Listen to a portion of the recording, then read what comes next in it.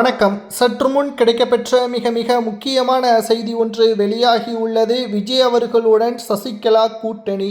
புதிய கட்சியை தொடங்கிய சசிகலா அவர்கள் ராமதாஸ் ஐயா அவர்களுடன் முதல் கூட்டணியை உருவாக்கினார். தற்பொழுது ராமதாஸ் ஐயா அவர்களும் சசிகலா அவர்களும் விஜய் அவர்களது தலைமையை ஏற்று தாவேகாவிற்கு செல்ல உள்ளதாக தகவல்கள் கிடைக்கப்பெற்றுள்ளது. அன்புமணியை வீழ்த்துவதற்கும் எடப்பாடி பழனிசாமியை வீழ்த்துவதற்கும் விஜய் அவர்களை தவிர வேறு எந்த ஒரு கட்சியாலும் முடியாது. தென் மாவட்டங்களை குறிவைத்து விஜய் அவர்களிடம் தொகுதி பங்கீடு பற்றியான முதற்கட்ட பேச்சுவார்த்தை நடைபெற்று வருகிறது. விஜய் அவர்கள் இதற்கு சம்மதம் தெரிவிப்பார் என்றும் சுமார் 40 தொகுதிகளுக்கு மேலாக சசிகலா அவர்களுக்கும் ராமதாஸ் ஐயா அவர்களுக்கும் கொடுப்பார் என்றும் கூறப்படுகிறது.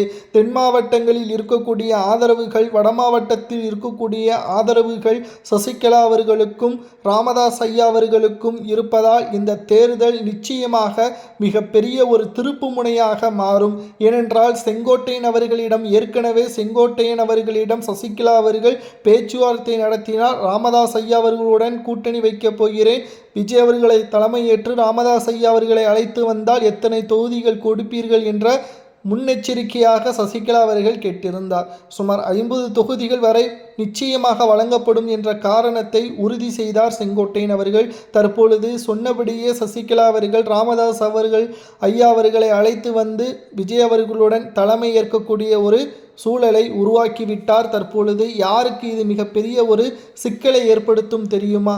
எடப்பாடி பழனிசாமி அவர்களுக்கு மிகப்பெரிய ஒரு சிக்கலை இந்த தேர்தல் ஏற்படுத்தும். ஏற்கனவே 10 தேர்தல்களில் எடப்பாடி பழனிசாமி அவர்கள் படுதோல்வியை சந்தித்துள்ளார். தற்பொழுது விஜய் அவர்களது தலைமையை சசிகலா அவர்கள் ஏற்று சென்றால் தென் மாவட்டங்களில் இருக்கக்கூடிய ஆதரவுகள் முழுவதும் விஜய் அவர்களுக்கு வந்துவிடும். இதனால் விஜய் அவர்கள் யாரை கை காட்டுகிறாரோ அவர்கள்தான் அந்த கட்சி தான் ஆட்சியை அமைக்கும் என்ற ஒரு சூழலும் உருவாகும். இது நிச்சயம் எடப்பாடி பழனிசாமி அவர்களது அரசியல் வாழ்க்கையை தலைகீழாக புரட்டி போடும். இதை உணர்ந்துதான் ஓபிஎஸ் அவர்கள் திமுகவில் இணைந்ததும் குறிப்பிடத்தக்கது. விஜய் அவர்களது ஆதரவு இல்லாமல் இந்த முறை எந்த ஒரு கட்சியையும் ஆட்சி அமைக்க முடியாத ஒரு சூழலை உருவாக்கிவிட்டார் விஜய் அவர்கள். ஏனென்றால் விஜய் அவர்களுக்கு இருக்கின்ற 2 முக்கியமான ஆதரவுகள் யார் தெரியுமா? பெண்கள், இளைஞர்கள் தான். வாக்குகள் புதிதாக செலுத்தக்கூடியவர்கள் 40% விஜய் அவர்களுக்கு இருப்பதன் காரணமாக நிச்சயம் மாற்றம் ஏற்படும் என்றும் கூறப்படுகிறது.